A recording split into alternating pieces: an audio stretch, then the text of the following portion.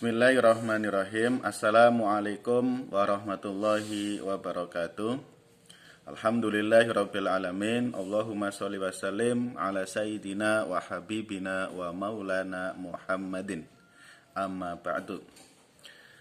Soal untuk tugas sosiologi pendidikan Islam dengan tema yang ke-8 yaitu tentang isu toleransi dan polarisasi antar kelompok Islam di ruang publik yang hari ini makin nyata, bahkan sampai merambah pada dunia pendidikan.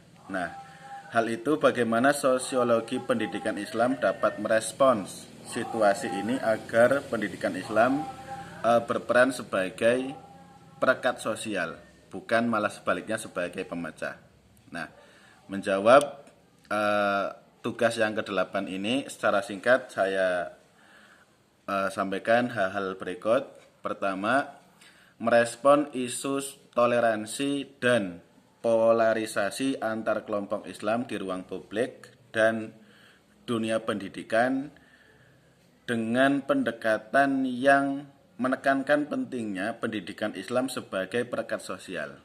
Nah, hal ini kita lihat bahwa polarisasi yang terjadi yang dipicu oleh contohnya berbagai isu-isu politik, isu hukum, kebebasan agama, bahkan gender merupakan tantangan serius yang dapat mengancam kerukunan dan stabilitas sosial. Nah, dari perspektif sosiologi pendidikan Islam, pendidikan agama harus dirancang dan dijalankan sebagai ruang dialog yang inklusif dan moderat, yang mengedepankan nilai-nilai pluralisme, nilai-nilai toleransi, dan persatuan umat. Nah, kita upayakan mendorong lembaga pendidikan Islam untuk memperkuat kesadaran akan keberagaman sebagai realitas sosial yang harus diterima dan dihormati. Nah, bukan sebagai sumber konflik. Kemudian pendidikan Islam harus mengajarkan metode yang berpikir kritis dan etika sosial yang menumbuhkan sikap saling menghargai antar kelompok, sekaligus menolak segala bentuk kekerasan dan diskriminasi. Nah, dalam konteks ini, guru dan tokoh agama memiliki peranan yang strategis sebagai mediator dan fasilitator dialog antar kelompok yang berbeda pandangan, sehingga pendidikan Islam berfungsi sebagai agen rekonsiliasi dan perekat sosial. Nah, kemudian perlu adanya penguatan budaya demokrasi yang inklusif dalam pendidikan Islam agar generasi muda mampu memahami perbedaan sebagai bagian dari dinamika sosial yang sehat dan konstruktif.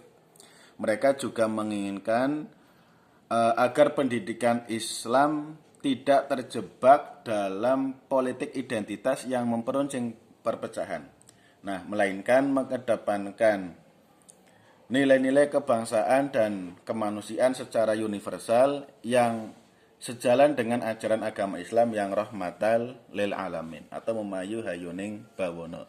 Dengan demikian, pendidikan Islam dapat menjadi fondasi yang kokoh dalam membangun masyarakat yang harmonis, masyarakat yang toleran, masyarakat yang bersatu di tengah keberagaman yang ada. Demikian jawaban singkat ini. Wallahul muwaffiq ila aqwamit thoriq. Wassalamualaikum warahmatullahi wabarakatuh.